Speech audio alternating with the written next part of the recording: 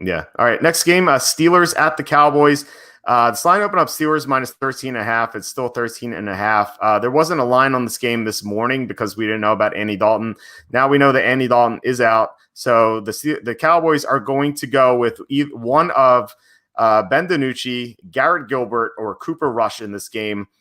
So who do you like?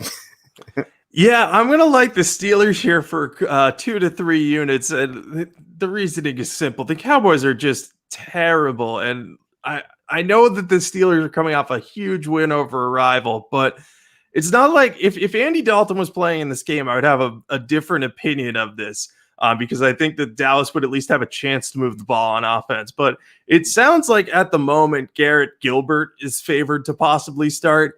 And Garrett Gilbert was a really great quarterback. He was almost the MVP once in the AAF for the Orlando Apollos. So, like, he's fine to have on your roster to have around as a backup or third string guy. But, I mean, if you have to start him, you're just not going to win that many games. The same can be said of any team when you get to your fourth different starting quarterback of the year. I mean, we saw Washington a few years back when Alex Smith got hurt and then Colt McCoy got hurt.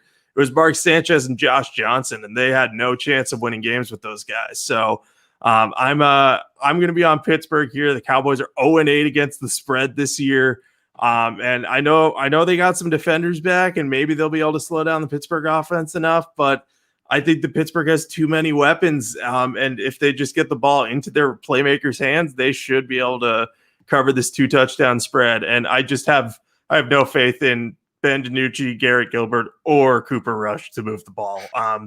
DiNucci led the Cowboys to 9 points against the Eagles defense. Imagine what the Steelers are going to do to them.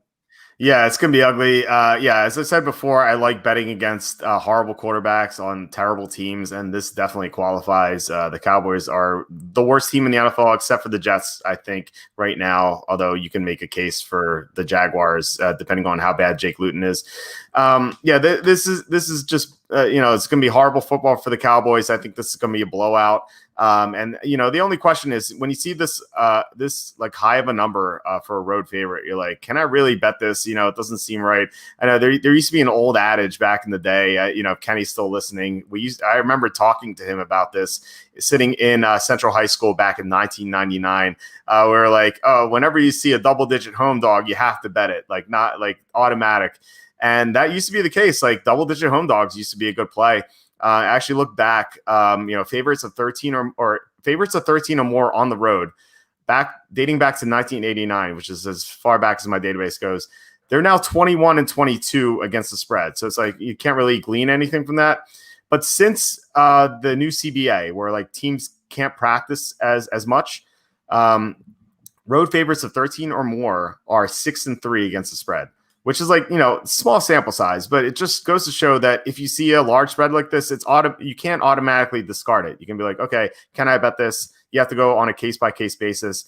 And in this case, you're fading Garrett Gilbert, and he wasn't even in the XFL, as the AAF. So I'm definitely confident betting against Garrett Gilbert and this horrible Dallas team. So I'm going to be on the Steelers for 3, maybe 4 units. Yeah, it's just I feel bad for the Cowboys because they at least were competitive on offense when Dak Prescott was healthy, and now it's just painful to watch.